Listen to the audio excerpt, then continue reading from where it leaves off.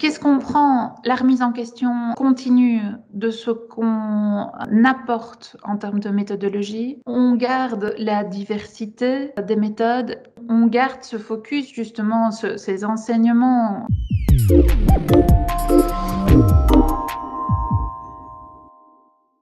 Bonjour, je suis Bertrand Boucart, le rédacteur en chef de Edith. Nous nous rencontrons aujourd'hui avec Géraldine Sauvage pour une première série d'interviews autour des auteurs de Edith qui viennent donner une seconde vie à leurs réflexions et la partager avec vous.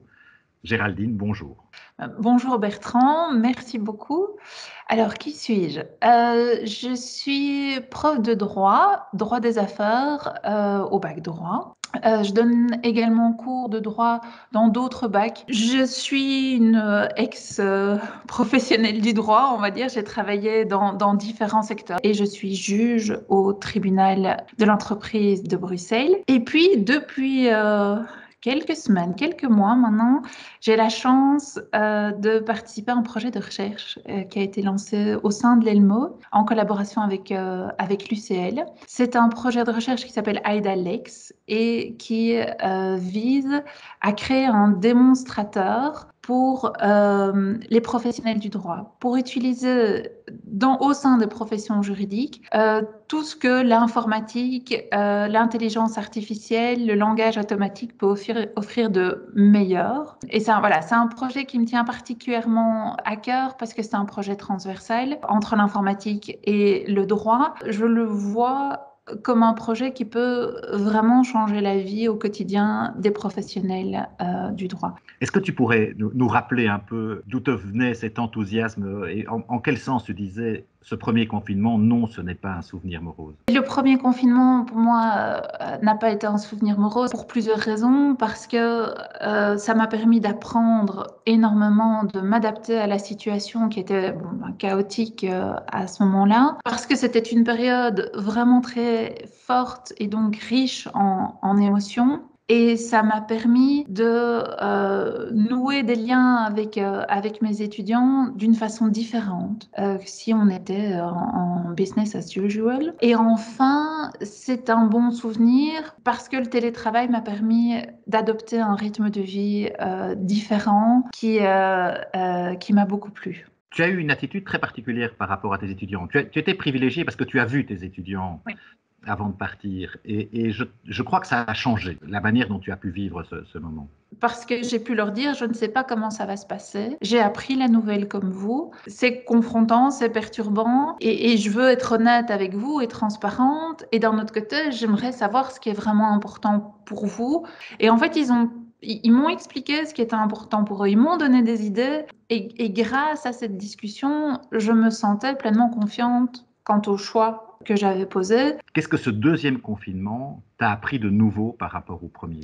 D'abord, là, on a vraiment testé des approches fort différentes.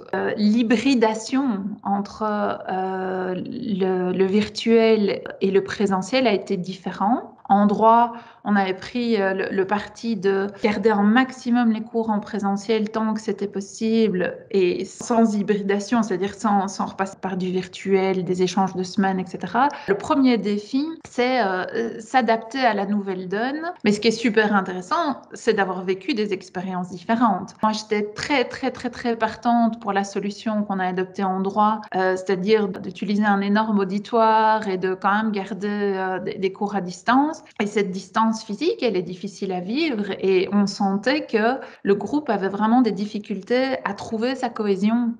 Alors que quand on a fait des demi-groupes dans d'autres sections, c'était méga compliqué à préparer. C'était un travail de fou pour les étudiants, pour les enseignants. Mais d'un point de vue humain, ça nous a permis de travailler en petits groupes. Ce qui a rendu le repassage en 100% distanciel plus facile, en fait. C'est que plus que jamais, la question du confort mental de nos étudiants s'est posée. C'est quelque chose qui a pris une importance et une urgence tout à fait nouvelle, je trouve. Comment est-ce que tu vis ça? Comment est-ce que tu le décèles? Et quelles sont les ressources que tu identifies? Je l'ai ressenti surtout à la fin du Q1, ce découragement finalement assez général. Et de nouveau, ça met en évidence à quel point il est important pour bien apprendre d'être dans des conditions psychiques sereines. Et je dirais, idéalement, on devrait toujours apprendre en riant. C'est dans la joie qu'on est dans le meilleur état d'esprit pour apprendre. Alors, quelles sont mes ressources? C'est difficile à accepter pour moi parce que j'aimerais en faire plus et avoir des vraies ressources à transmettre aux étudiants, mais à part les encourager à prendre soin d'eux, je dois avoir l'humilité de dire que je ne sais pas faire grand-chose d'autre pour eux. Et à ma toute petite échelle, la seule chose que je peux faire, c'est moi rester dans un état d'esprit le plus positif possible. Un jour ou l'autre, ce virus partira. Qu'est-ce qu'on prend et qu'est-ce qu'on jette? Qu'est-ce qu'on prend? La remise en question continue de ce qu'on apporte en termes de méthodologie. On garde la diversité des méthodes. On garde ce focus, justement, ces enseignements. Et on fait attention à tout ce qui est autonomie. Et c'est un apprentissage difficile pour les étudiants et c'est un réel challenge pour les enseignants de trouver le bon équilibre. Projetons-nous dans le futur. Comment est-ce que tu te vois dans une semaine, un mois ou un an? Quels sont tes projets d'avenir? Les projets, c'est d'abord et avant tout ce projet de recherche dont je parlais tout à l'heure. Puis voilà, par ailleurs, je continue les cours. Du coup, je vis avec assez peu de projections vers l'avenir, mais plutôt avec la confiance de la flexibilité, de l'adaptabilité à tout ce qui pourrait nous tomber dessus, positivement ou négativement, dans les prochaines semaines et les prochains mois. Merci beaucoup, Géraldine. Écoute, on va se faire une promesse tous les deux. La prochaine fois, c'est en 3 dimensions, autour d'un bon café. Oh oui, À très bientôt, j'espère. j'espère, moi aussi.